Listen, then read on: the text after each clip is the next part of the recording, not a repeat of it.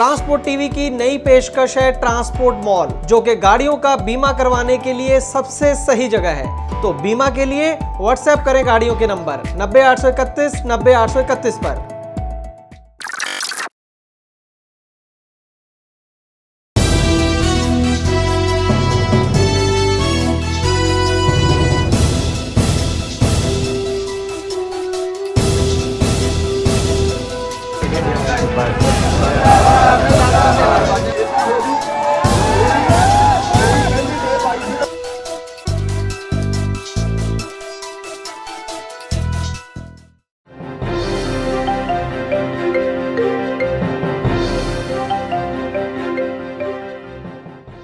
Transport TV पर आपका स्वागत है। मैं हूं मनिंदर सिंह और आप देख रहे हैं ग्राउंड रिपोर्ट।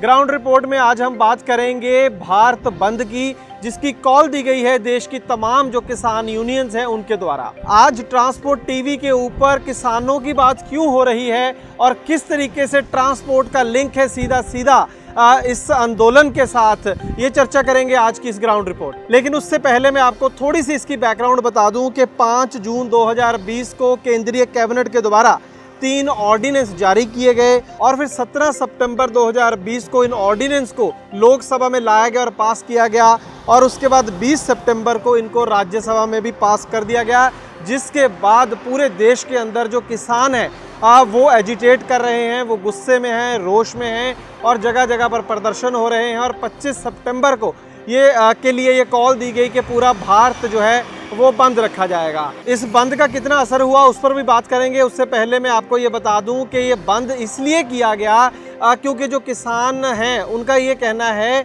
कि इन ऑर्डिनेंस, ये जो कानून पास किए गए हैं, इनके बाद जो पूरी खेती है वो कॉरपोरेट घरानों के हाथ में आ जाएगी और जिस तरीके से पहले जो उनकी अनाज है, जो उनकी फसल है वो मंडियों में बिका करती थी, उनको एक श्योरिटी रहती थी कि जो हमारी फसल है वो हर हाल में खरीदी जाएगी सरकार के द्वारा और एक जो तय कीमत होती है जिसे MSP बोला जाता है, मिनिमम सपोर्ट प्राइस, उसके ऊपर वो फसल जो है उसको खरीद लिया जाएगा। लेकिन अब ये जो कानून नए पास हो गए हैं, हालांकि सरकार का ये कहना है कि इन कानूनों के आने के बाद जो किसान हैं उनको फ़ायदा होगा, उनकी आय जो है वो दुगनी हो जाएगी। लेकिन जो किसान है वो इस बात को मानने को तैयार नहीं है। उनको लगता है कि अब जो उनकी फसल है वो बिकनी मुश्किल हो जाएगी या फिर उन्हें बड़े बड़े जो कॉरपोरेट घराने हैं उनके साथ नेगोशिएट करना पड़ेगा और जिसमें हमेशा कॉरपोरेट का पलड़ा भारी रहेगा और उनकी जो फसल है उसकी सही वाजिब जो कीमत है वो नहीं मिलेगी। MSP जो है सरकार तय करती है उससे भी नीचे उनकी जो फसल है वो खरीदी जाएगी। हालांकि सरकार ये कह रही है कि MSP कहीं नहीं जाने वाली, जो मिनिमम सपोर्ट प्राइस है वो अब भी सरकार तय करेगी। लेकिन किसान इसके साथ ये कह रहे हैं कि जो कानून आपने पास किया है उसके अंदर ये कहीं नहीं लिखा कि अगर कोई कॉरपोरेट घराना या कोई कंपनी जो फसल है उनकी वो जो MSP के नीचे दाम पर खरीदेगी तो उसको कोई सज़ा होगी, ऐसा कोई प्रावधान नहीं है। कहीं ये सुनिश्चित नहीं किया गया कि जो भी कंपनी खरीदेगी वो कम से कम इतना समर्थन मूल्य तो देगी ही, उसके ऊपर खरीदेगी। ऐसी भी कोई श्योरिटी इस कानून के अंदर नहीं है। यही वजह है कि किसान आज की डेट में सड़कों पर है। जहां तक भारत बंद का सवाल है तो इसका जो सबसे ज़्यादा असर है वो पंजाब, हरियाणा और वेस्टर्न यूपी में देखा गया।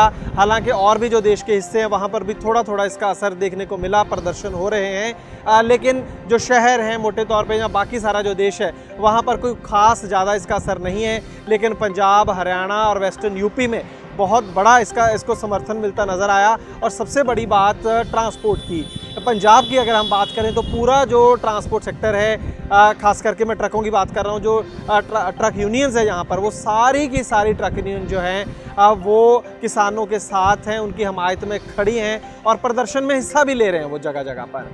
और हरियाणा के अंदर हालांकि कोई यूनियन नहीं है, लेकिन जो ट्रांसपोर्ट कम्युनिटी है, जो ट्रक मालिक हैं, वो भी किसानों के साथ खड़े हैं इस ये जो आंदोलन है उनका। अब बात करें कि जो ट्रांसपोर्ट कम्युनिटी है वो क्यों किसानों के साथ आकर खड़ी हुई है, उसका एक कारण तो ये हो सकता है कि हमदर्दी है उन्हें, उनको लगता है कि ऐसा किसानों के साथ नहीं होना चाहिए, देश के अन्नदाता हैं वो।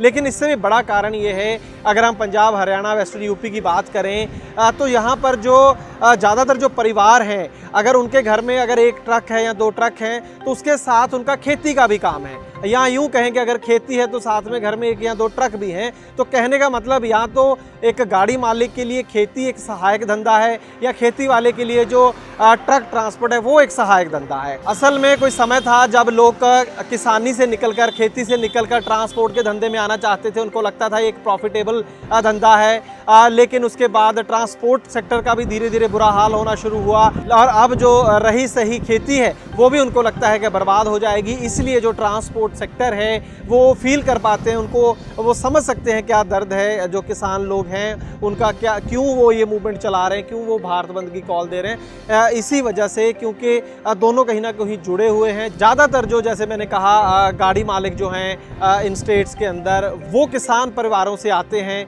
यही वजह है कि आज की डेट में जो गाड़ी मालिक हैं वो किसानों के साथ इस आंदोलन में नजर आ रहे हैं। एक और बड़ा कारण ये भी है कि जो गाड़ियां नेशनल परमिट पर नहीं चलती, जो लोकल चलती हैं, उसमें से ज़्यादातर जो गाड़ियां हैं 70-80% पंजाब के अंदर अगर मैं बात करूं तो वो मंडियों में जो अनाज आता है उन्हीं के ऊपर वो गाड़ियां चलती हैं। साल में 2-4 बार उनको काम मिलता है। जो अनाज मंडियों में आता है उन्हें वेयर हाउसेज में पहुंचाना होता है, और फिर वेयर हाउस से रेलवे स्टेशन तक। तो यही 2-4 बार पूरे साल के अंदर उनको काम मिलता है। पुरानी उनकी गाड़ियाँ हैं, और उनको लगता है कि अगर ये मंडी वाला सिस्टम ख़त्म हो गया तो जो रहा सहा काम है उनके पास वो भी ख़त्म हो जाएगा, और अल्टीमेटली जो उनकी गाड़ियां हैं वो भी कभी ना कभी उनको बेचनी पड़ जाएंगी। तो ये है रिश्ता ट्रांसपोर्ट का और किसानी का, खेती का। पंजाब, हरियाणा खास करके इन स्टेट्स की हम बात कर रहे हैं। इसी वजह से यहाँ पर सबसे ज़्यादा जो आंदोलन हो रहा है और सबसे ज़्यादा जो हमायत ट्रांसपोर्ट सेक्टर है, जो गाड़ी मालिक हैं, जो ड्राइवर भाई हैं, वो किसानों का उनकी हमायत कर रहे हैं। और अगर हम बात करें इस आंदोलन की कि ये आंदोलन कब तक चलेगा और क्या किसान इसके अंदर कामयाब होंगे, क्या सरकार जो है जो ऑर्डिनेंस लेकर आई है उन्हें वापस लेगी, तो उसके ऊपर हम यही कहना चाहेंगे। अगर हम ट्रांसपोर्ट सेक्टर की बात करें तो कई बार चक्का जाम होता है, जो डिफरेंट डिमांड्स रहती हैं गाड़ी मालिकों की, तो हमने देखता है हफ्ता भी पूरे देश के अंदर गाड़ियां बंद रही, 10-10 दिन गाड़ियां बंद रही, लेकिन अल्टीमेटली निकलता कुछ नहीं है। और अगर हम बात करें खास करके इस सरकार की, मौजूदा सरकार की, या जो पिछला कार्यकाल था सरकार का, तो जितने भी आंदोलन हुए, चाहे वो किसानों का आंदोलन हो, ट्रांसपोर्टरों का आंदोलन हो, या किसी भी और वर्ग का आंदोलन हो, तो कोई खास कामयाबी किसी भी आंदोलन को याद नहीं आता कि कभी कभी मिली हो। तो देखेंगे आने वाले दिनों में ये जो आंदोलन है वो कितना लंबा चलता है, और इसका जो ट्रांसपोर्ट सेक्टर है उसके ऊपर कितना इसका असर पड़ेगा। आप अपनी राय भी ज़रूर दीजिएगा कमेंट सेक्शन के अंदर। और ट्रांसपोर्ट टीवी का काम अगर आपको अच्छा लगता है तो अपने इस चैनल को फेसबुक, यूट्यूब और ट्विटर पर ज़रूर सपोर्ट करें। ट्रांसपोर्ट टीवी देखने के लिए बहुत बहुत शुक्रिया। दोस्तों, गाड़ी का बीमा करवाने के लिए आपको एक गली में 2 एजेंट मिल जाएंगे, लेकिन बात होती है सही पॉलिसी और सही प्रीमियम की। ट्रांसपोर्ट टीवी पर हमें हर रोज ढेरों ऐसे केस मिलते हैं जहां पर एक एजेंट ने सस्ती पॉलिसी के नाम पर गाड़ी मालिक के साथ फ्रॉड किया है, लेकिन इसके बारे में पता चलता है क्लेम के समय, और अगर क्लेम की नौबत ना आए तो पता भी नहीं चलता। इसीलिए दोस्तों, ट्रांसपोर्ट टीवी लाया है ट्रांसपोर्ट मॉल, जो गाड़ियों का बीमा करवाने के लिए सबसे सही जगह है। तो बीमा के लिए व्हाट्सएप करें अपनी गाड़ियों के नंबर 90-831 90-831 पर। आप भरोसा कर सकते हैं हम पर।